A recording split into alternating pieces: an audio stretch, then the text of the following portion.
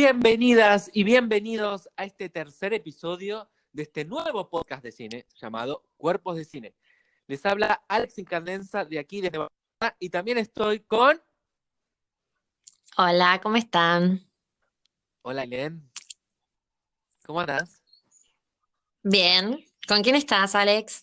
Hola, yo soy Paul. Hola, ¿qué tal? ¿Cómo estáis todos? Hola, Paul. ¿Qué tal? ¿Cómo estáis? Bien, bien. Aquí estamos tomando Fernet otra vez, ¿no? Segundo programa. Ya voy a ver si se convierte, no sé, en una especie de En tradición. hábito. Bueno, nosotros estamos aquí, Paul y yo estamos en Barcelona. Tenemos el primer invitado de este podcast, así que bueno, ¿cómo estás, Paul? ¿Cómo te sentís? Bueno, bien. Espero que vaya todo bien, que seguro que sí. Y nada, a charlar un poco de esta película, ¿no? Exacto, estamos acá. Ailén, bueno, vos estás, como siempre, ¿a dónde estás? ¿De dónde nos estás escuchando? En Buenos Aires. Desde Buenos Aires estoy, como en los dos episodios anteriores. Me parece muy bien. Bueno, ¿de qué película vamos a hablar entonces? Fin Bueno, de vamos a hablar siglo. de fin de siglo. La película dirigida por Lucio Castro es una película argentina.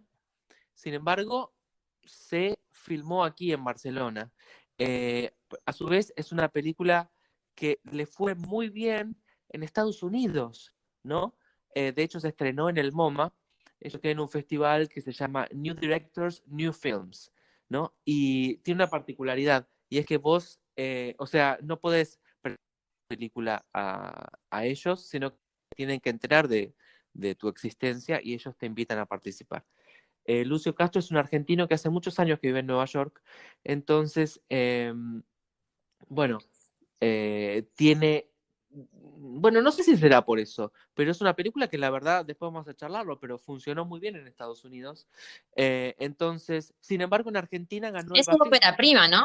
Es su ópera prima, él tiene varios cortos que no se pueden ver online ni se consiguen por ahora, pero había filmado varios cortos en estudio de cine, pero se dedica más que nada al diseño de vestuario.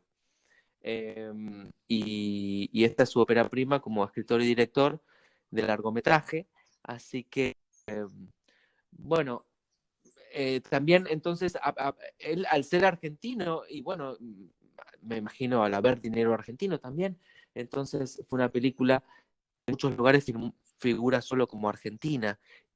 Ganó el Bafisi, le contamos acá, Paul, que es el Festival Internacional de Cine Independiente de Buenos Aires, y ganó Mejor Película Argentina allá.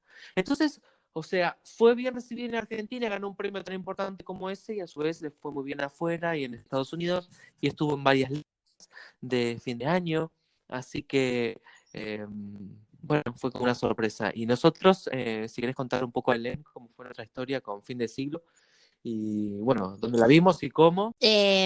Bueno, es así, nosotros, como ya dijimos en el primer episodio, estábamos preparándonos durante octubre del año pasado para hacer una peli, básicamente. Y teníamos como varios encuentros donde veíamos diferentes pelis y como la que regía todo era Fin de Siglo. Entonces, como era la más importante, la fuimos a ver al cine. No me acuerdo el nombre del cine. Era el... Creo que lo vimos en el Maldá. eh, Bueno, sí, el Cine Maldá, que es de los cines independientes más importantes, ¿no? De Barcelona. Yo fui a ver un par de películas, justamente esta no, pero también he estado allí y la experiencia lo vale, ¿no? en el- sí, igual ese, no, es el que queda... en el Gothic. ¿cómo se llama el barrio? Sí, ¿En el Gótico? en el Gothic, sí, que queda un poco escondido, la verdad, porque tienes que pasar por una especie de Sí, galería, ¿no? Y subir unas escaleras y queda un exacto, segundo piso. esa. Exacto, sí, sí, un poco escondido. Y tiene una particularidad este cine, que es que uno paga una entrada y podés ver como 5 o 6 películas, una atrás de la otra, ¿no? Todas Exacto. independientes. De hecho, nosotros habíamos visto esta, la anterior que era China, que era como la revolución de la mejor peli china, y estaba muy bien fotográficamente Sí, exacto. hablando. Hay algo De la mafia. sí, del cisne salvaje, ¿cómo se llama? ¿no? ¿Cómo se llama? Algo, No, del lago. el lago del cisne salvaje. Algo así era, sí, sí. Sí, que bueno, nos gustó, pero bueno, habíamos ido a ver Fin de Siglo, yo ya la había visto, yo la vi 4 veces en cine. Tenía una obsesión con Fin de Siglo porque, bueno, para mí significó, no sé, nosotros teníamos muchas ganas de filmar y el estar viendo a esta película que tenía un montón de temas en común con la que estábamos haciendo nosotros, y de repente era un argentino que estaba viendo Nueva York, yo de Nueva York me vine a vivir acá. Entonces, era re loco, ¿no? Que en esta ciudad, la verdad que creo que la captó muy bien. Lucio Castro contaba que él había ido a Barcelona o había venido alguna vez como muy brevemente, entonces no la conocía.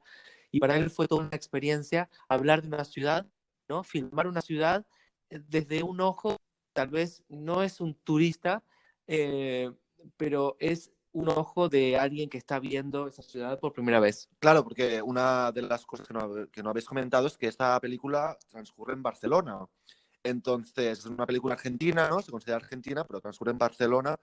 Y por eso también uno de los motivos de que yo participe como invitado en este post, ¿no? Para hablar un poco de sus escenarios y de algunas escenas que pasan en sitios muy concretos. Y entonces, justamente esto, ¿no?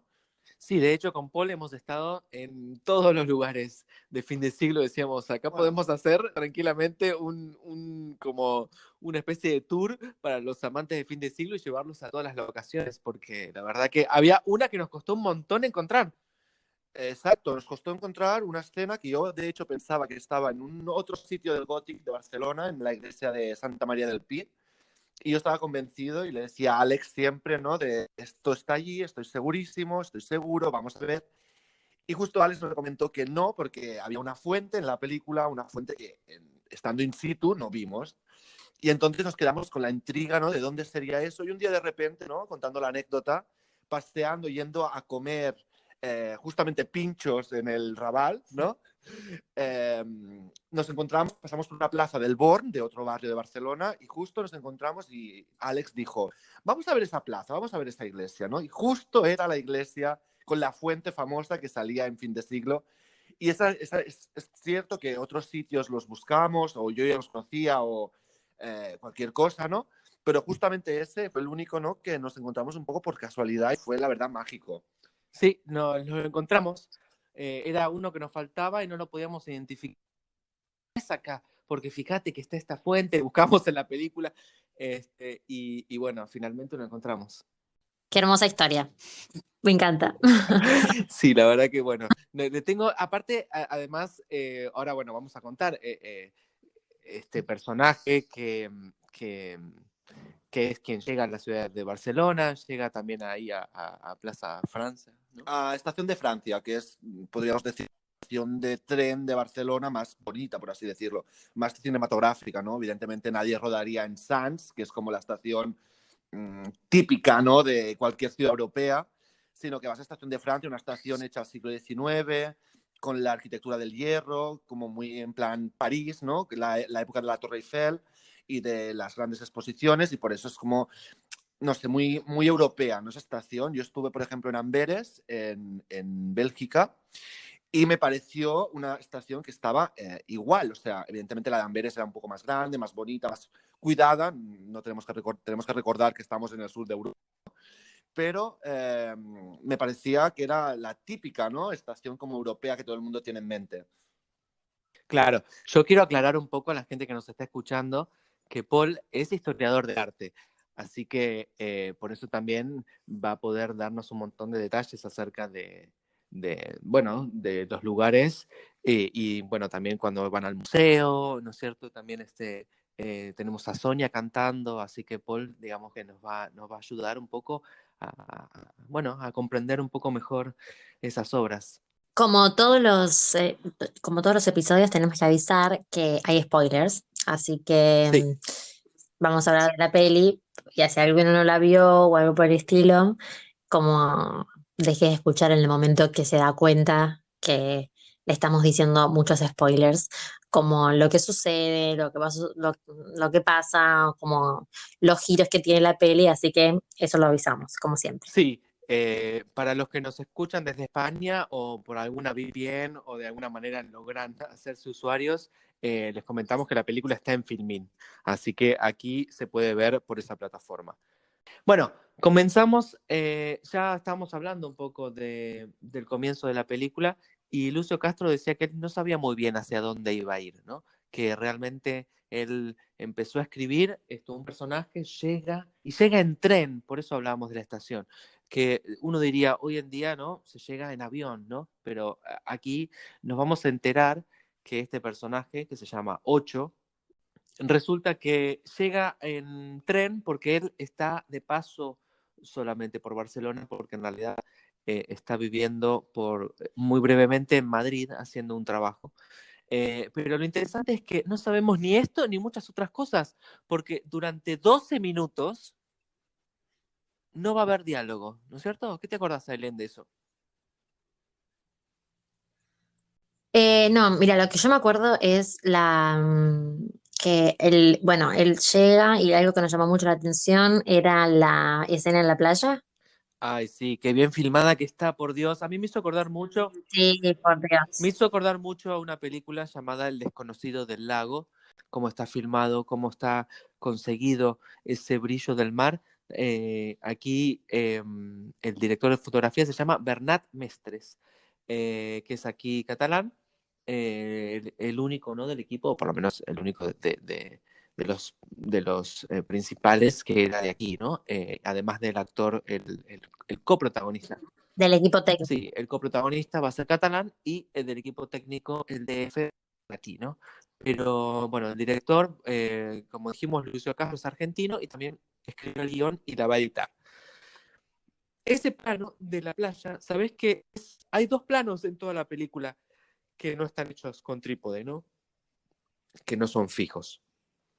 Son estos planos del agua, ¿no? Cuando él entra en el mar, y después ese famoso plano donde ellos están bailando. Bailando. Que también es interesante, que él contaba una vez que habían hecho 30 y pico de tomas y esta había sido la anteúltima, la que quedó. Bueno, no, por eso era como medio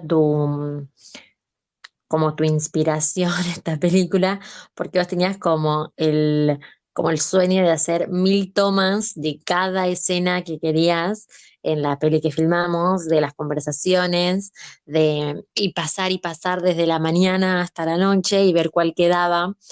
Bueno, finalmente no se pudo hacer No, la verdad que no. porque era algo un poco intenso y la verdad no se pudo lograr. Lo que pasa es que teníamos tomas muy largas también y además, mira, yo te digo la verdad, que contento de haber podido grabar en medio de la pandemia y haberlo podido realizar, porque nosotros en realidad tenemos las cámaras, las fuimos a buscar. Ese lugar es la pandemia para mí.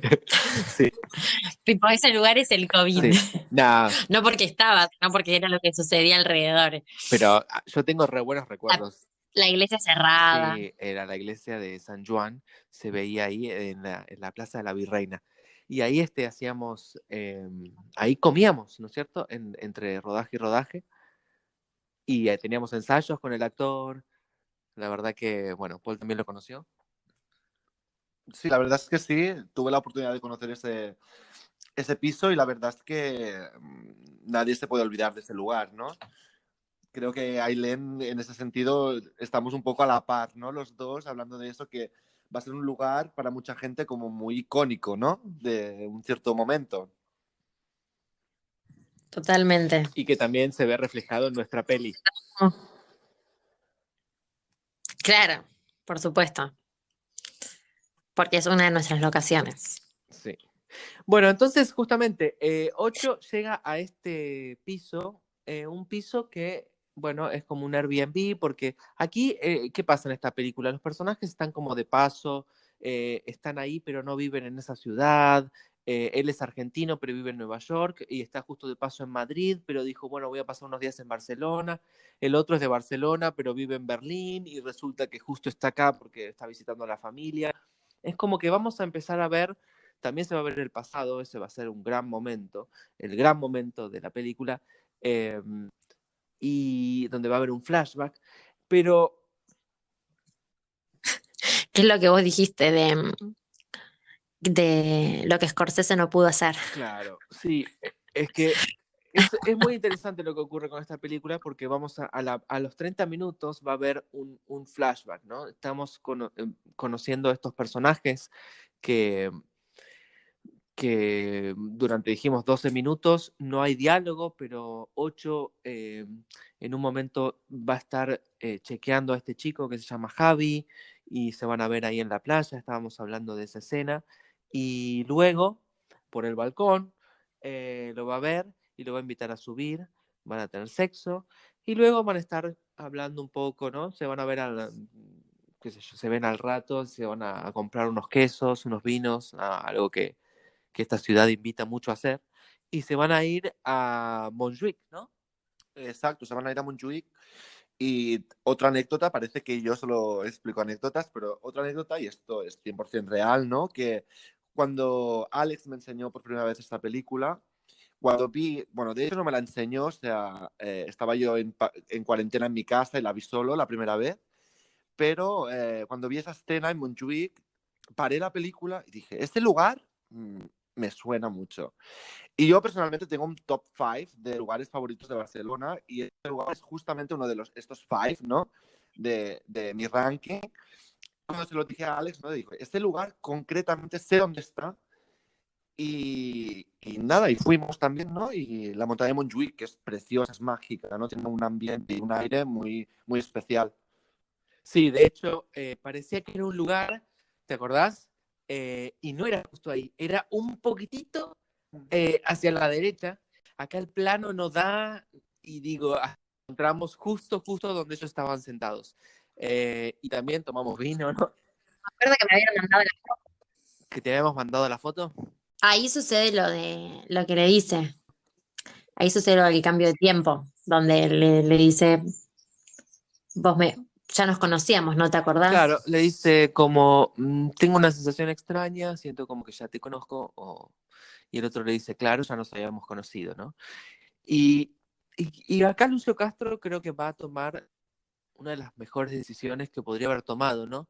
Que le da como también, no sé, un aire teatral, porque creo que en teatro uno hace este tipo de contrato con los actores y con la obra. Pero decíamos The Irishman, ¿por qué? Porque Martin Scorsese en esa película que produjo Netflix se invirtió muchísimo dinero. Rejuvenecer. Claro, técnicas de rejuvenecimiento de cara, de rostro, para Robert De Niro y para Joe Pesci. ¿Y qué pasa? Mucha gente decía que eso lo sacaba un poco de la película, ¿no? Em, que no terminaba de funcionar del todo. Y La verdad es que yo la vi, ¿ustedes sí, la vieron? Yo personalmente Es no, un no la poco vi yo, extraño. pero Y es un poco extraña la forma en que lo hacen. es que el tema, muchos lo que decían es que Robert De Niro, en las escenas en las cuales él estaba más joven, una cosa es que te envejezcan la cara y otra que también el cuerpo te acompañe y que no tenía quizás la actitud física de una persona de esa edad, que es difícil de reproducir porque claro, estamos hablando de varias décadas incluso en esa película, no es que era un par de años. Ojo que en fin de siglo van a ser 20 años, 2 décadas, que se dice pronto, pero justamente eh, es bastante significativo y de hecho lo que va a mostrar la película Sí, pero el único cambio que tiene físico el actor principal es el pelo. en la manera en que lo tiene, en que está peinado, decís, en cómo tiene puesto el pelo. Lo que va a hacer Lucio Castro es usar a los actores tal cual están. Y no, claro, Tal el cual. 8 tiene, Lo que cambia son como te das cuenta simplemente por el hecho de que después de que te dice si ya nos conocíamos, el actor principal llega a Barcelona, como que te muestran cómo llega, y está usando un mapa de papel un mapa real, para encontrar una un dirección. mapa, claro, a lo antiguo. Claro, de papel, porque el otro también es real. O sea, un mapa de. Es que justamente es una gran reflexión acerca del tiempo, porque justamente estos viajes temporales que yo lo llamo así, parece que estamos hablando de una película de ciencia ficción, pero digo, no va a ser el único que vamos a tener. Primero se da estos 30 minutos, pero vamos a estar hablando un poco de estos 20 años que han sido muy significativos para la historia de la humanidad y para alguien, por ejemplo, del colectivo LGBT, ¿no es cierto? Eh, ha vivido un cambio que quizás en su momento no se esperaba, ¿no? Quizás se deseaba, pero no se sabía que iba a ocurrir, ¿no? Y entonces me parece que la película hace un gran trabajo, ¿no? En vez de estar en la estética, en la nostalgia, ¿no? Como muy, ay, bueno, esto nos hace recordar a fines de los 90.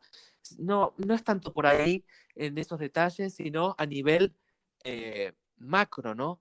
Quiero decir, qué No, pasaba, cómo se totalmente, sí. percibía la homosexualidad. eh, y la otra vez hablábamos con respecto al feminismo también, cómo de repente, en menos años, ¿no? Pareciera que cada vez estamos viendo unos tiempos muy TikTok, ¿no? Unos tiempos muy precipitados y cada vez en menos tiempo se producen cambios más radicales. Claro, porque justamente en este flashback que estás comentando es súper interesante porque 8, cuando está por Montjuic justamente, ¿no? Se encuentra, bueno, tiene un encuentro sexual, ¿no? Con una persona en medio de, etcétera, ¿no? Una práctica, el cruising, ¿no? Una práctica conocida que, gracia o por desgracia de las redes, pues, de contactos, ¿no? Como Tinder, Grindr o lo que sea, ha ido a menos los últimos años, ¿no? Pero sí que es cierto que en el colectivo, en el imaginario colectivo de Barcelona, había ciertos sitios concretos donde se hacía esta práctica, el cruising, y uno justamente era Montjuic, que todo el mundo, incluso a día de hoy, es como casi una broma, ¿no? De hablar de eso en Montjuic, porque es como, fue tan mítico y como me gustó mucho, ¿no? Que se plasmase eso, y también por el cambio de la época, ¿no? 20 años antes, que no existía Tinder, Grindr, ni nada. Entonces, me pareció muy bueno, ¿no? Justamente para esta evolución que estabas comentando para el colectivo. Sí, exacto. Total, yo me acuerdo que esa escena a mí me re sorprendió. De hecho, cuando la vi en el cine fue como, y cuando salí pero creo que te había preguntado, y creo que el otro chico con el que también veíamos la peli también fue como, eso sucede, eso es peligroso. Claro, O sea, yo te lo pregunté desde el lado de peligroso, eso es peligroso. De hecho, después va a haber todo un tema en torno a estas, como a esta secuencia, porque el actor principal el personaje se termina enfermando y tiene como unos días de muy enfermo donde él termina investigando si tiene o no HIV. tal cual. De hecho, él va a escoger un libro de la biblioteca que es de David Wojnarowicz, porque aparte va a haber una cita de la película, una quote, que también va a ser muy significativa, que después vamos a comentar. Pero justamente este autor había muerto de complicaciones del SIDA. Y, y como que en realidad él explica en una entrevista que no era el libro que en realidad él escoge, lo que está leyendo, o esa cita no era de ese libro en particular, pero era como que era un libro en donde el personaje estaba como sufriendo una especie de gripe, de fiebre, y entonces a su vez el Ujú. personaje que lo estaba leyendo también está sufriendo la fiebre, entonces había como algo meta dentro de todo ese mundo como de ensoñación, ¿no? Y me parece que la película tiene como un poco de ensoñación. La película arranca muy concreta y se va convirtiendo en algo mucho más etéreo. Creo que esto es algo que dijo Lucio Castro, pero es exactamente así, ¿no? De hecho, los planos finales, ya después vamos a hablar del final, pero la película, ya cuando viene este flashback, es como algo que te parte como un poco al medio, ¿no? A pesar de que son los 30 minutos, pero la gente al principio dice, pero ¿cómo? Pero, ¿no? Son los mismos actores, aquí no hay maquillaje, aquí no hay nada, pero a partir de ahí la película arranca un pequeño viaje hacia lo etéreo y a esa reflexión acerca del tiempo y lo que pudo ser o no. Y de repente la película va a poder tener diferentes lecturas, lo cual eso me encanta. Exacto. Yo creo que cada cual tiene su lectura y creo que la vas viendo y si la ves más de una vez tenés diferente lectura en el momento que la ves, ves otras cosas que antes no habías visto y creo que eso es lo que está bueno de la peli y por eso nos llama tanto la atención. de que cada uno puede interpretar lo que quiera. Puedes interpretarlo como situaciones paralelas que las dos pasaron y como si cuestiones paralelas, como lo que pudo ser, como lo que fue y en realidad te está mostrando, o sea, te está mostrando como ellos pensando que pasó otra cosa y en realidad pasó, o sea, por ejemplo, para ustedes, ¿cuál de las dos historias pasó en real? Bueno, yo la verdad no tengo la necesidad como de decir esto ocurrió, esto no, porque después también se va a abrir otra tercera y ya empezamos ya como una especie de muñecas rusas y de repente esto podría ser una ensoñación. Es que para mí es que para mí es eso un poco, como la ensoñación, como lo que decía, como algo que pudo, como no, como que son todas como líneas paralelas O sea, para mí. justamente lo que comentaba Alex, ¿no? De que es como una especie de muñeca rusa, ¿no? Donde de repente sale una historia, tienes un flashback, de repente otro final con, bueno, ya hablaremos, ¿no? Supongo más adelante del final, pero me parece que no es el preguntarse cuál de ellas es la real o la que tú te quedas, ¿no? Sino más vivir esa ensoñación, esa realidad, ¿no? Pero aparte hay algo muy humano en uno preguntarse todo el tiempo, ¿no? ¿Qué podría haber sido si hubiese tomado este camino, ¿no? A veces los azares, ¿no? De la vida, hay cosas que suceden y cambios que nos pasan que tiene que ver con lo azaroso. No sé, algo que ocurrió que no te lo esperabas y de repente siempre puede existir esa pregunta, lo cual a Bueno, nosotros nos encanta, tal vez como argentinos, esta identidad muy psicoanalítica. Digo, el tema es no quedarse solo en eso, en lo que podría haber sido, ¿no? Es interesante de pensar, no sé, Porque justamente hablando de estas diferentes historias, ¿no? Un recurso que me pareció muy inteligente y bastante, no sé, bastante original, ¿no? Fue justamente el hecho de la nevera, ¿no? Del Airbnb, Sí, de cuando, ¿no?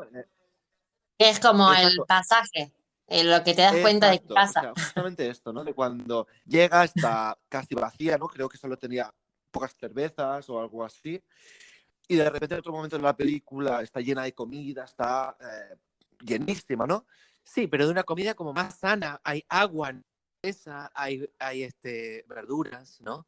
Exacto, pero es como que te marca un poco, ¿no? Estas diferentes historias, estas muñecas rusas, ¿no? Que comentábamos, ¿no? Es como que te marca un poco el recurso de la nevera, que me parece genial, la verdad. Sí, a mí me encanta cuando se usa un elemento también como un personaje, ¿no? Y que en este caso la nevera nos cuente más o menos en qué realidad estamos, ¿no? Estamos en la realidad en la que él es padre y lleva otro estilo de vida con una persona hace 20 años. Sí, exacto. Sí, sí, sí. Yo creo que también algo que me gustó, que llama la atención, es el hecho de que mostró formas de Sí, familia, como en la realidad, pongámosle realidad, porque, o en el universo donde ellos no se, o sea, donde supuestamente no se conocen, no tienen 40 años, que sería el actual, ponele. eh, Javi, que es el coprotagonista, le pregunta a Ocho si tiene hijos, si no, como si tiene pareja, y él le dice, no, estoy con pareja hace un montón, tuve una pareja un montón de tiempo, corté, pero seguramente vamos a volver. Y Javi le dice, yo tengo una pareja como abierta, sí. por así decirlo, y como que te muestra que, bueno, que uno tenía deseos de ser padre, el otro no, como que tenía una hija, Javi en ese momento, y el otro le dice, yo creo que no podría tener hijos, y en la otra realidad tienen una hija juntos, como, yo creo que es como esas formas de que cada persona, digo persona porque estoy incluyendo a todas las personas del mundo, que tiene una forma de formar el vínculo que quiera con la familia que quiera y ahí te muestra directamente ya tres Claro, posibilidades tres distintas. de infinidad, ¿no? Que uno tiene. Y aparte porque también Ujú. las relaciones no son estáticas. Me parece que son charlas muy honestas. Aporta tanto porque genera esta melancolía y es perfecto para poder conversar todos los temas que a la película le interesa conversar. Yo creo que esa es la palabra, es melancolía completa. Y es una peli muy para ver en el cine, es una experiencia que realmente, o sea, cambia el hecho de que estés en el cine o en tu casa. para mí. O sea, hay películas que realmente yo, bueno, vos sos más fan de las salas. Paul, ¿vos sos también Bueno, la medio verdad es fan de las salas? que estoy un poco con 50-50. La verdad es que soy muy casero y me gusta mucho ver en casa películas, series, ¿no? Pero sí que es cierto que también me gusta la experiencia, pues, de estar en un cine, ¿no? Pero la verdad es que no la practico tanto como me gustaría, porque eso, soy muy casero, pero... Claro, bueno, yo creo que estoy un poco como Paul en la cuestión, como que me encanta el cine, disfruto muchísimo, pero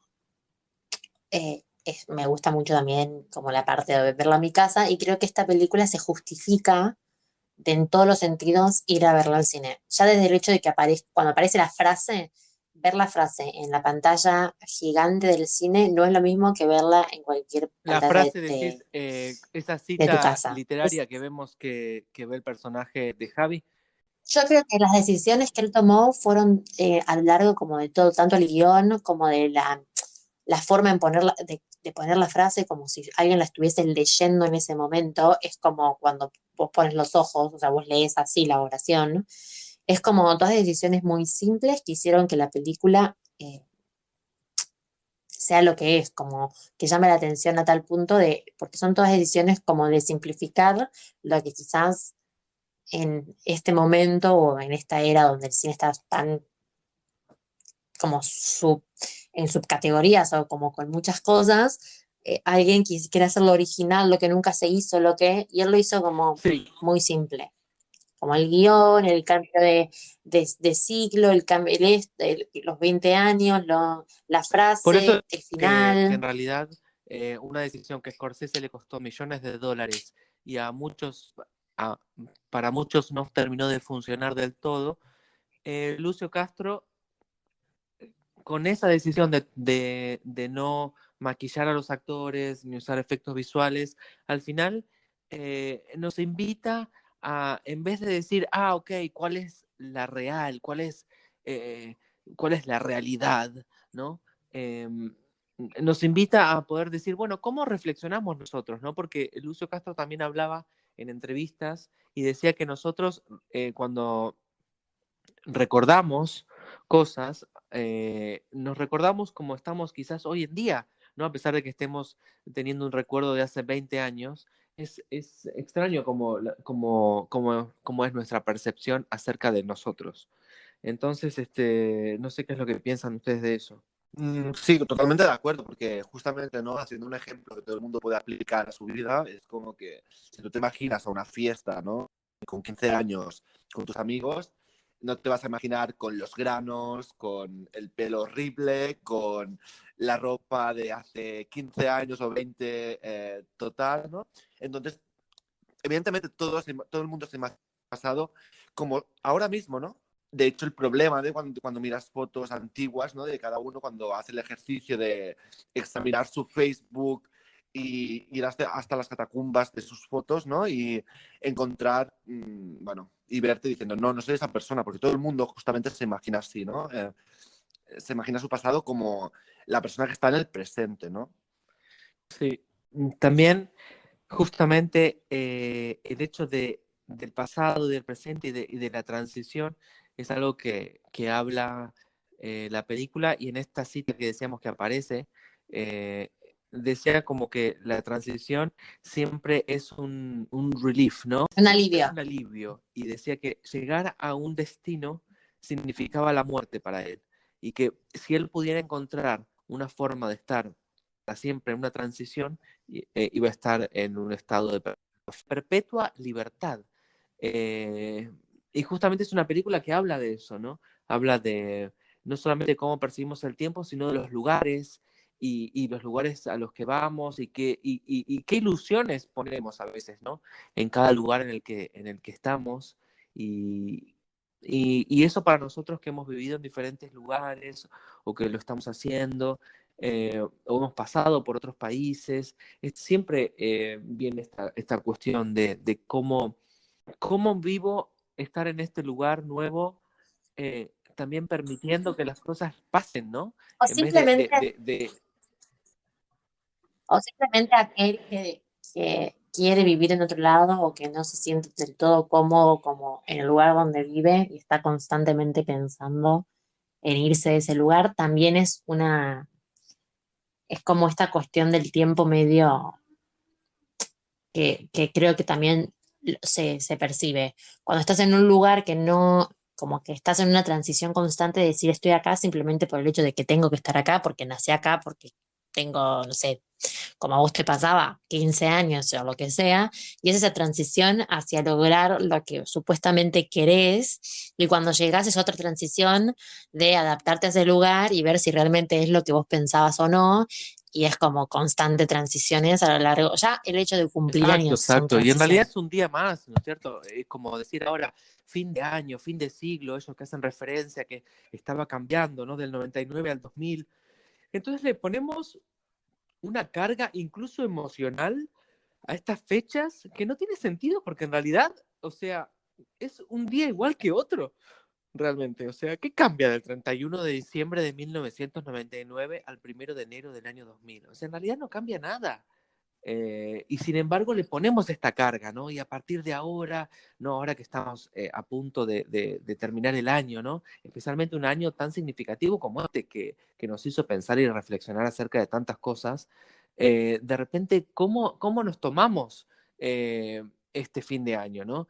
Yo creo que si es positivo, si nos permite como reflexionar acerca de nosotros y qué queremos y qué sé yo, está bueno, pero si nos va a hacer que nos pongamos no sé, una lista inmensa de cosas por hacer y qué sé yo, y al final va a terminar siendo algo que no lo logramos y eso nos hace sentir mal con nosotros mismos. Eso no es positivo. Bueno, sí, yo creo que precisamente no cambia nada, ¿no? El hecho de pasar pues, del 31 de diciembre al 1 de enero o del 99 al 2000, ¿no? Pero sí que es cierto, o sea, a efectos prácticos no cambia nada, ¿no? Somos la misma persona, tenemos las mismas moléculas, somos la misma persona, ¿no?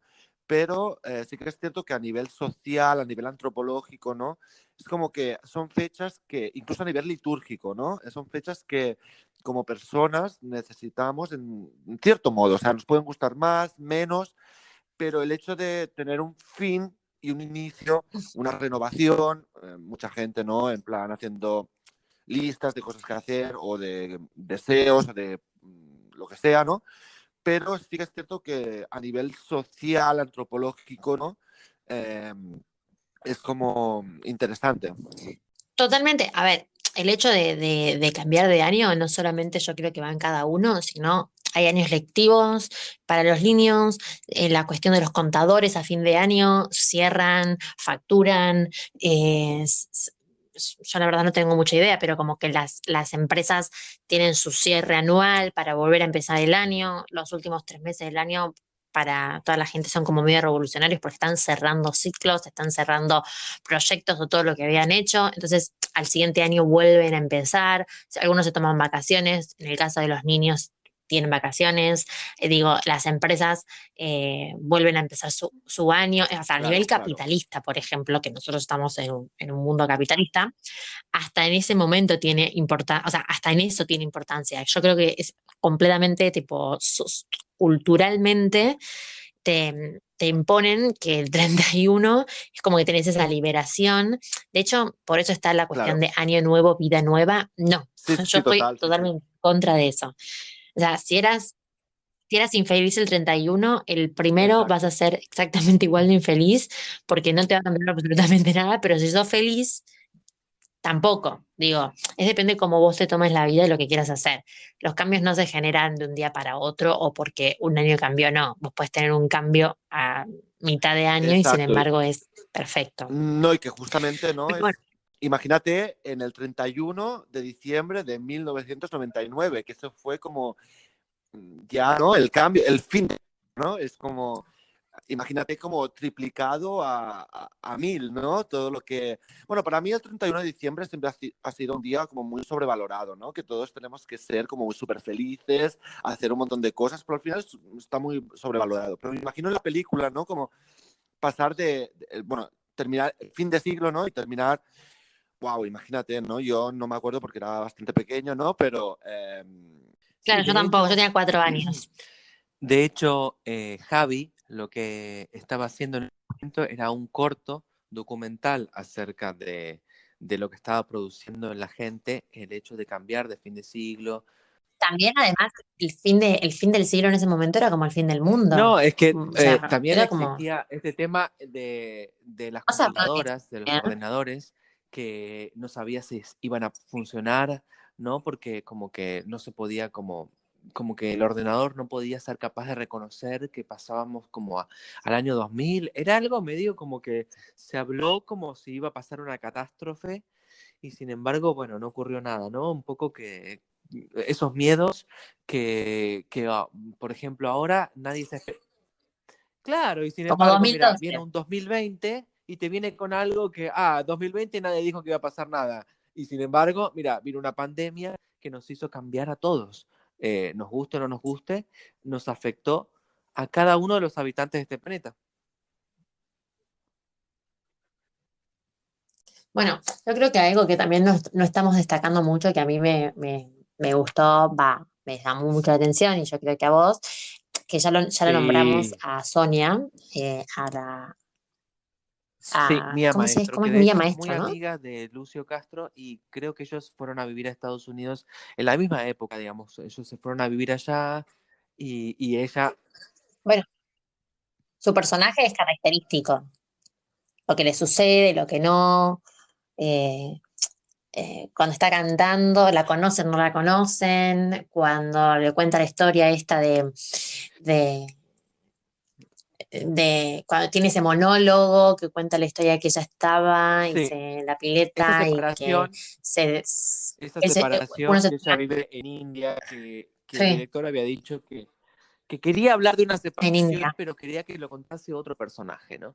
Y que también tiene algo autobiográfico, en fin, pero que este personaje que incluso mira como un poco al espectador. Hay momentos que uno dice, pero está mirando a cámara, o sea, nos está mirando a nosotros. Y bueno, y cuenta esta historia. Y después habíamos dicho que él tenía miedo, ¿no? De contagiarse, de haberse transmitido HIV. Y de repente Sonia va a estar cantando y él dice después en el futuro, entre comillas, o presente, le confiesa al otro que decía, claro, ella me hacía como la banda sonora de mi muerte. Así que contanos, Paul, Un lecho de muerte. contanos un poco qué es lo que estaba cantando Sonia. Vale, sí, o sea, esa escena a mí me pareció brutal, o sea, me encantó, porque justamente está cantando un aria de una de mis óperas favoritas, Turandot de Puccini. La aria se llama Signore Ascolta, perdón por mi italiano, hace muchos años que estudié italiano y ya casi no me acuerdo. Pero justamente cuando la primera vez que vi la película, ¿no? Fue como muy especial por parte del director, ¿no? Elegir justamente esa área, ¿no? Todo está elegido, todo no es al azar, ¿no? Justamente eligió eso y esa ópera, ¿no? Por algún motivo, porque, bueno, como el 90% de las óperas, ¿no? Y más en Turandot, el final es trágico, o sea, spoiler, termina mal, ¿no? Ópera, spoiler, termina mal. Y entonces me pareció muy increíble, ¿no? Que eligiese sobre todo una ópera tan icónica a nivel pop, incluso a nivel mainstream, ¿no? Como es Turandot, que todo el mundo conoce su famosa aria Nessun Dorma, por Pavarotti, por ejemplo, ¿no? Y me parece increíble, ¿no? Que justamente elija uno de los personajes más queridos por Puccini, por el compositor, ¿no? Justamente se relaciona para mí, ¿no? A nivel, eso ya es interpretación mía, se relaciona justo a una de esas historias paralelas que pasan en la película, ¿no? Con el final trágico del propio personaje de Sonia, ¿no? Que justamente como una diva, como una diva de la ópera en Nueva York, ¿no? Tenemos que imaginar, no lo dice creo, pero tenemos que imaginarnos que estaba en el Metropolitan de Nueva York cantando, no sé qué, y justamente con un final totalmente inesperado, ¿no? Que dice en un momento que murió atropellada por un camión de basura, ¿recuerdo? Sí, por el camión de la basura, que ella se había hecho una gran cantante, que estaba cantando con las mejores filarmónicas y que justo en Nueva York, eh, probablemente, ¿no? Cuando estaba viviendo también este personaje ahí, ¿no? De repente bueno, va a morir, pero en otra realidad no, la vemos al contrario, cantando en el Gothic, sigue cantando esta aria también, y que dice, no, bueno, no la dejan ensayar ya en su piso, entonces le encanta jugarse ¿cómo es? A la vagabunda, moribunda, dice, y saca algunos euros. Exacto, pero justamente tenemos como dos finales para este personaje, ¿no? El final en que muere en Nueva York de una forma bastante, podríamos decir, poco común, ¿no? Atropellada por un camión de la basura que hacía marcha atrás cuando salía de ensayar. O la otra versión que está cantando, por cierto, en una de las plazas más bonitas de Barcelona, San Felip Neri, en el barrio gótico. Me encanta esa plaza. Y justo ahora que no hay turistas para aprovechar, ¿no? Eh, pero justamente no la vemos triunfando en un teatro, no, la vemos cantando con su talento, ¿no? Cantando en una plaza, como podría estar el señor que toca el violín delante de la catedral o el señor que toca la guitarra en el metro, ¿no? Entonces, ya escojas un final u otro, o no hace falta escoger, ¿no? O sea, viendo los dos finales, ya ves que es un poco también trágico para ella, ¿no? Entonces, se relaciona muy bien que el director de la película, ¿no? Hubiese escogido Turandot, que es para mí de las óperas más, bueno, trágicas. Yo no he tenido oportunidad de verla aún en directo, pero yo estoy seguro que cuando la vea voy a llorar lo que nunca he llorado en mi vida. Claro. Es que aparte Sonia ya habla un poco de esta relación con la vida y la muerte, porque ella dice que cuando tuvo esta separación tan difícil en Goa y que le dijo a su pareja que se vaya a las 4 de la mañana y ella se iba a tomar el tren, otra vez el tren, ¿no?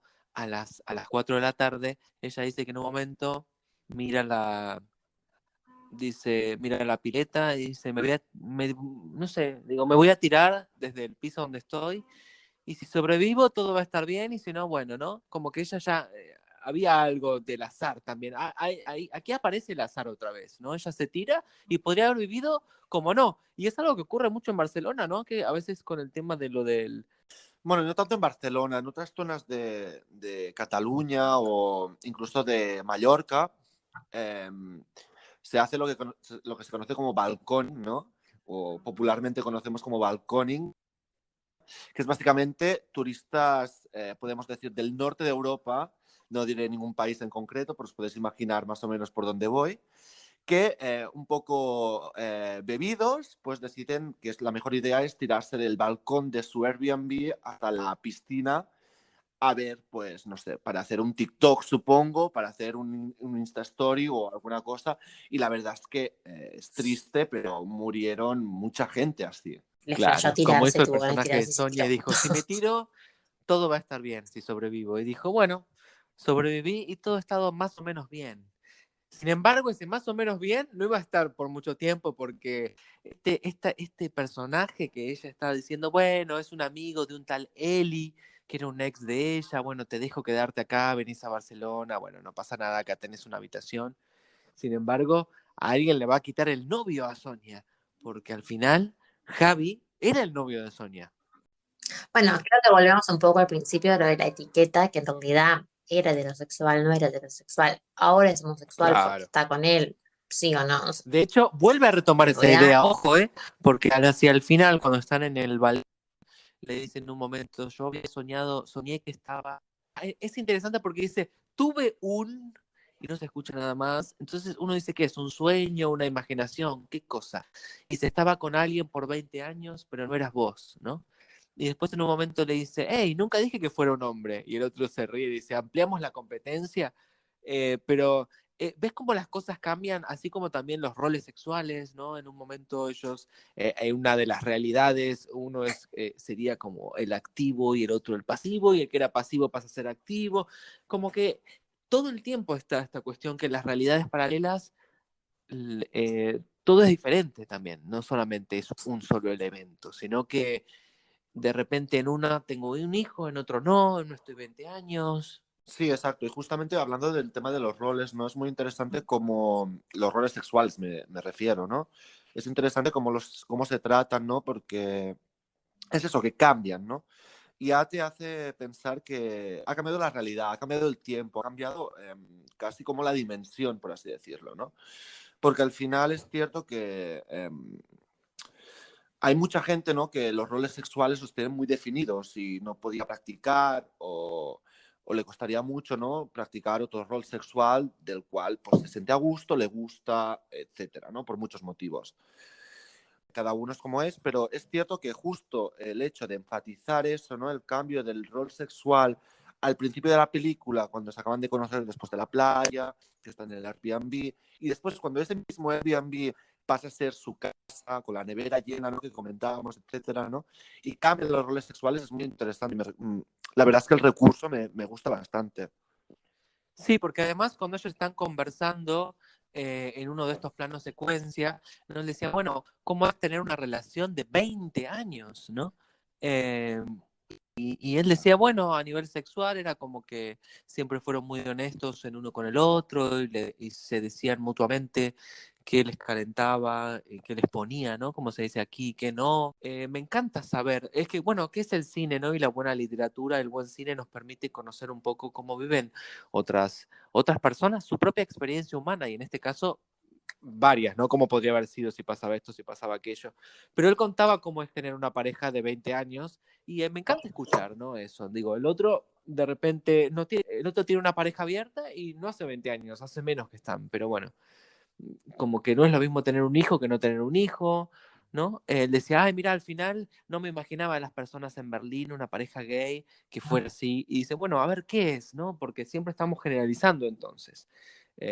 Entonces, me parece que en estas charlas podemos entender que hay diferentes maneras de vivir, ¿no? Como también pareja gay, ¿no? Y eso es algo que a nosotros nos interesa un montón, por eso queremos que nos escriban a Cuerpos de Cine con Q y doble E en Gmail, también nos pueden escribir en Instagram, comentar donde quieran, en YouTube, en Evox, en SoundCloud, en TikTok, como decimos, en todos lados, porque nos interesa saber eh, bueno, obviamente si vieron la película, pero más allá, a nosotros nos gusta comentar los temas de las películas, ¿no? Y queremos saber cómo ha sido, qué tipo de relación han tenido alguna historia de 20 años, por ejemplo, porque creo que, no sé, ninguno de los tres tenemos la experiencia de tener una pareja de esa cantidad de años o si vivieron alguna historia con alguien y se quedaron pensando que hubiera sido sí o no. ¿Hasta qué punto le dedican el que hubiera sido sí, ¿no? Porque yo creo que es sano cada tanto imaginar, pero digo, si tu vida se convierte solamente en imaginar qué hubiera pasado si las cosas se dieran diferente, al final uno no estás viviendo en tu propia realidad. Entonces, ¿no? Algo que decían que no tanto hablar de progreso y No. de cambio, ¿no? Que la realidad virtual puede generar, ¿no? Esto de estar viviendo en la realidad deseada, ¿no? Quizás incluyendo eh, elementos de tu realidad o de tu pasado que se hubieran dado de otra manera y querer pensar que tu vida hubiera sido distinta, bueno, distinta seguro, pero que hubiera sido más feliz tal vez si ciertas cosas hubiesen pasado o no. No sé qué opinan ustedes, pero... Yo creo que, yo creo que pensar el que hubiese pasado no te sirve de nada. O sea, es como, ya está, lo que pasó, pasó, y como que me parece que es algo innato en el ser humano, igual todo el tiempo estar cuestionándose cuando tenés que tomar una decisión y decir, si hubiese tomado la otra, o sea, no sé, en vez de irme a vivir a Barcelona, me hubiese ido a Berlín Sí. directamente, hubiese sido mejor, peor. Como que obviamente tenés como esa cuestión, pero yo creo que como no tenemos la posibilidad que existe en el cine, como en esta peli de fin de siglo, de poder ver la realidad que te hubiese tocado si elegías el otro camino, eh, yo creo que lo mejor es hacer lo que cada uno en ese momento siente que para él, para ese momento es lo correcto. Si después no funciona o no, vos en ese momento sentiste que era lo correcto, o al menos sentiste que querías ir por ahí, y si Claro. después no funciona, elegir otra cosa. Como como esta cuestión de que creo que es medio melancólica, es como la pérdida de tiempo, que creo que es un poco lo que el mundo ahora vive, como sobre todo este 2020, tipo, se perdió el año, se perdió el año. Bueno, vos viviste un año, o sea, ¿qué es lo que perdiste? O sea, ¿por qué lo estás viendo del lado como, uy, perdí un viaje, perdí esto, perdí juntada con amigos y no ganaste tiempo para conocerte quizás, tiempo para estar con vos, tiempo para estar en tu casa, para arreglarla? quizás para ver que quizás no te gustaba Sí, tu trabajo o tu pareja, o, o un montón de cosas que estaban como automatizadas. Entonces yo creo que hay que ver más del lado, creo que a la vida en general, y creo que esta película sí lo muestra un poco así, como que yo al fin y al final de la película no sentís como un positivismo, no sé cómo decirlo. Eh, Como ver del lado de lo que estás ganando, lo que estás aprendiendo, más del lado de lo que sí, estás aparte perdiendo, porque no tiene perder vas a sentido perder todo el centrarte en lo tiempo. que estás dejando de lado a veces, sino en las decisiones que estás tomando que vienen con, con cosas que van a reemplazar tal vez otras, pero que querés, no estás pensando en lo que dejas, sino en lo que obtenés. Eh, ¿No es cierto? No es lo mismo quedarse pensando porque uno siempre está tomando decisiones, porque en definitiva entonces estar con una persona es no estar con otra, pero a ver, en ese momento uno está pensando en la persona con la cual estás, no en que no puedes estar con otras personas, no sé. Claro. Sí, sí, total. O sea, imaginaos por un momento hacer Totalmente. el ejercicio, ¿no? De imaginaros todo el rato, constantemente pensar en lo que hubiese pasado si hubieses decidido estudiar otra carrera, vivir en otra ciudad. No sé, me parecería como casi enfermizo, ¿no? Como casi mm, no sé, terrible, ¿no? O sea, vivir así.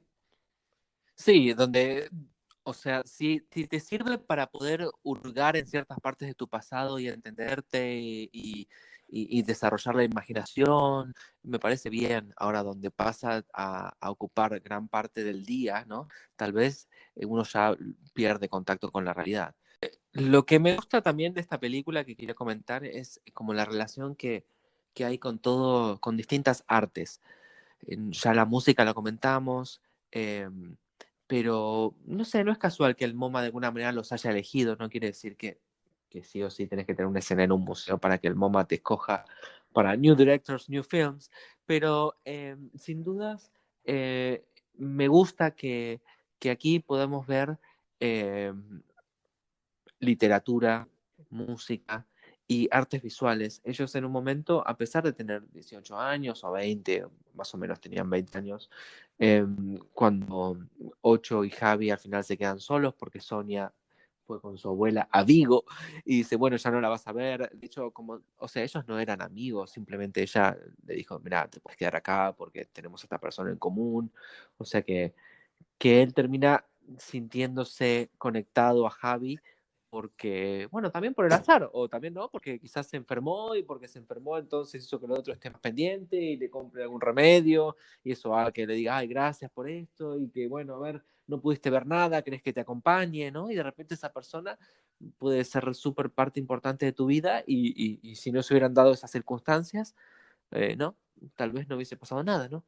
Y bueno, ellos dentro de las cosas que hacen es ir al museo, ¿no? Y entonces, ya que está Paul aquí para que nos cuente, de hecho fuimos al museo, además de todos los lugares de fin de siglo, fuimos al museo a ver la, mm, la obra que ellos especialmente están mirando, que es la batalla de Tetuán. Pero bueno, contanos un poco acerca del museo y de la pintura en sí, Paul. Sí, exacto. Justamente me gustaría justo remarcar, ¿no? Que hace justo un par de días que fuimos al museo. Eh, Alex personalmente no había estado nunca en ese museo y entonces fue la excusa perfecta, ¿no? Grabar este podcast y para poder ir al museo y para poder conocerlo. Un museo que es enorme. Podríamos decir que es el Prado de Barcelona, sin ningún... bueno, perfectamente, ¿no? Y nada, podemos contemplar justamente dos lugares donde hay dos escenas de la película. Uno es donde decía Alex que justo delante de la batalla de Tetuán, una pintura que yo creo que no deja indiferente a nadie, primero por sus medidas, es la pintura, estamos hablando de la pintura más grande de la historia del arte catalán. Una pintura que no se puede mover de la sala donde está del museo porque literalmente no pasa por ninguna puerta. O sea, tendrían que tumbar algún muro para sacar esa pintura de allí. Entonces siempre la vais a poder ver. Entonces yo creo que es una buena experiencia para conocer, bueno, escenarios de la película, pero también para conocer historia y historia del arte catalán, ¿no? Y después también otra escena que era cuando estaban, no sé si recordáis, cuando estaban justo con las esculturas. Sí, claro. que creo que es una escena un poco improvisada, de hecho, en un guión que parece tan férreo en algunas escenas. Ellos han hablado, me acuerdo, estaban presentando la película en Film at Lincoln Center, ¿no? Que es donde querés ir, de alguna manera, si querés ver, bueno, cierto tipo de cine, ¿no es cierto?, allí en Nueva York. Y bueno, en esa escena me acuerdo que me da la sensación que está como un poco improvisada. Y ellos habían comentado Ramón Pujol, que es el que... No hablamos de los nombres de los actores, pero digo, Ramón Pujol es el que hace del catalán, que es Javi, y de repente... em, y digo, Juan Barberini es el actor, el otro actor que justamente lo habíamos nombrado en el capítulo anterior por la colaboración que hizo con Marco Berger. Y bueno, Ramón Pujol en un momento dice que él es más de teatro, más convencional, y que había un par de escenas que había como que improvisar un poco, ¿no? Y era como gracioso porque la que lo entrevistaba decía, bueno, eh, en un momento le hace el chiste, vos escribiste el guión también y estás enojado porque no te pusieron como guionista. Como que a Lucio Castro no le había quedado la sensación de haber puesto a los actores en situaciones de improvisación, y sin embargo a Ramón Pujol sí le había quedado esa sensación, o sea que en alguna escena, y quizás aquí es donde él le permitió más la improvisación, algo que me parece que Juan Barberini está un poquito más acostumbrado. Pero los dos actores la verdad que están geniales y generan una química que está buenísima. Pero volviendo al museo, ellos también tienen una escena ¿no? que es parte del museo, pero no, a ver, contanos un poco. Sí, me hizo mucha gracia esa escena justamente porque yo este museo lo conozco como si fuera mi casa en realidad, ¿eh? Para que puedas entender, ¿no? Entonces, me gustó mucho la escena que estaban justo en las esculturas, ¿no? Como si fuera parte de la colección del museo, y yo justamente cuando vi eso fue pensar, eso no está dentro de la colección, sino que tú eso lo puedes ver gratis sin sacar ticket del museo ni nada, están en una especie de vestíbulo, y entonces me hizo mucha gracia, ¿no? El guiño, porque donde están las esculturas que están paseando entre ellas, etcétera. Es un vestíbulo, podríamos decir, una habitación que es enorme, y entonces, claro, entiendo que cinematográficamente es muy adecuado poder grabar allí por el tema de la luz también, etcétera, ¿no? Pero también me interesó mucho una de las cosas que comentaban en la película, ¿no? Que fue eh, cuando estaban viendo la batalla de Tetuán, este cuadro que comentaba que era el más grande de la historia del arte catalán, que justamente explicaban, ¿no? Las historias de los personajes, o cómo para entender esa pintura no hacía falta saber mucho de la pintura, ¿no? En sí, sino qué te producía a ti como individuo. No sé qué opinas, Ailén, porque bueno, creo que este tema es bastante interesante. Sí, la verdad que sí. Creo que te hace reflexionar hasta en el momento donde estás viendo la peli, que vos mirás la obra y pensás lo que ellos están pensando y como que hasta un poco participás en la película activamente, que eso está buenísimo. Como que no es una peli donde la puedes pasar, o sea, obviamente la puedes ver pasivo como un millón de películas, pero creo que todo el tiempo te hace guiños como para que participes Exacto. O activamente sea, en lo que me ella. gusta mucho Y es, o este es sea, yo uno ves el vídeo al clarísimo. final, ¿no? Y es una cosa que como historiador del arte he hecho muchas veces, ¿no? De llevar a gente a ese museo con gente justo, ¿no? Gente que pues venía de otras ramas o de otras carreras que no entendían o no sabían mucho de arte, ¿no? Pero me gustaba mucho el experimento justamente que hacían en la película, ¿no? Que es justamente en plan, sin saber nada de esa pintura o de esa obra, ¿qué te provoca a ti, no? ¿Qué te llama la atención? ¿Te sorprende, no? ¿Te gustan los colores? ¿Te gusta la composición? ¿Te gusta lo que sea, no? El tema, la iconografía, lo que sea. Y entonces yo creo que como historiador del arte, a veces envidio eso, ¿no? Porque veo a, por ejemplo, los personajes Ocho y Javi, ¿no? Delante de la batalla de Tetuán, de esta pintura, y me encantaría, ¿no? Como poder verlo como esos ojos sin saber nada de esta pintura, ¿qué aprendería ella, ¿no? Sin saber nada de ella. Entonces, es un tema que trata en la película y que justamente dentro del mundo histórico-artístico está, bueno, tratado en manuales, en libros, publicaciones, artículos, etcétera. Y me parece muy inteligente también el hecho de introducir ese guiño, ¿no? Podríamos decir, a las artes plásticas, ¿no? Sí, porque en un momento Ocho dice, ¿sabías que, imagínate la cantidad de relatos necesarios para poder pintar algo así? Porque te tenía que contar diferentes personas que la vivieron de diferentes lugares a esta batalla, o que son descendientes, o que su abuelo, o lo que sea, formó parte de eso, ¿no? Y estábamos hablando un poco de estas realidades paralelas que también son como relatos, ¿no? Estos relatos, ¿no? Por eso digo que hay algo tan literario en esta película, ¿no? Esto de los relatos, ¿no? Y en un momento después le quería mostrar otra obra y le dice como, bueno, ahora que ya me explicaste todo, siento que estoy condicionado, ¿no? ¿Y para qué la voy a ver? Y el otro dice, bueno, ya está, si yo la vi 1000 veces, no es necesario verla. Lo cual me encanta porque esta idea también ellos la vuelven a retomar, ¿no? Porque esto de la experiencia, o sea, si vos lo que admirás es parte de tu experiencia, y eso es algo que charlan Ocho y Javi, ¿no? Y bueno, pero si yo me centro en mi experiencia, al final lo que admiro es parte de mi experiencia. Entonces, yo no estoy de acuerdo, ellos van cambiando, los 20 años están en diferentes posiciones con respecto a este tema, pero supongo que es algo que también a Lucio Castro le pasaba al director de su ópera prima, ¿no? Decir, bueno, ¿hasta qué punto las referencias, ¿no? Que son parte de mi experiencia, me permiten o no me permiten ser yo el cineasta que quiero ser? Porque sin duda Romer está muy presente en los primeros planos, cómo los personajes se mueven dentro de la cámara, esos planos fijos, ¿no es cierto? Todos esos 12 minutos.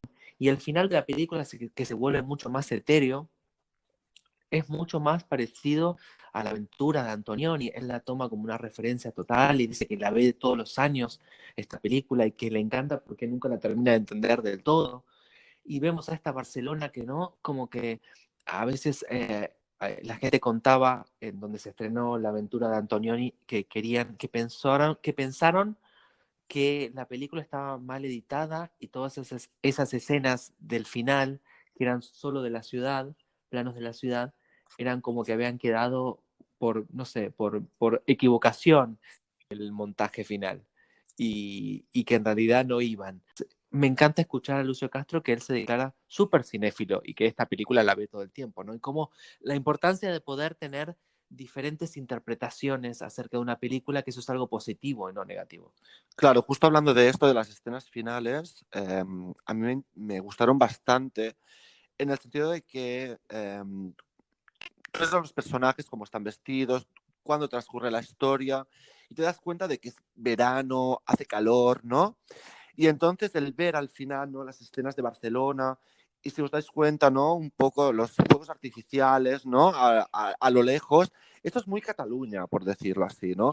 Es muy de fiesta, de barrio, fuegos artificiales, las verbenas que están hasta las 7 de la mañana con la orquesta, ¿no? O sea, yo que soy de pueblo, pero hace 10 años que vivo en Barcelona, eh, me parece muy Cataluña, ¿no? Ya no digo Barcelona, digo Cataluña porque eso pasa en todos los rincones de Cataluña, ¿no? Entonces ese guiño también, ¿no? Que me gusta hablar como de referencias en esta película, me pareció muy bueno en el sentido de que una persona, ahora en este año por desgracia no puede ser, ¿no? Pero pre-COVID, una persona que viajaba o visitaba Barcelona por primera vez, se encontraba con cada semana o cada 15 días, ¿no? Se encontraba con una fiesta mayor, con unos conciertos, petardos, risas, cerveza, ¿no? Y eso me parece muy, muy, bueno, me gusta, ¿no? Que se plasme ese taraná, que me gusta decir, esa actitud, ¿no? Catalana justo al final de la película. Me encanta eso que decís, y sin embargo, vos sabés qué es lo que yo pienso cuando veo esos fuegos artificiales.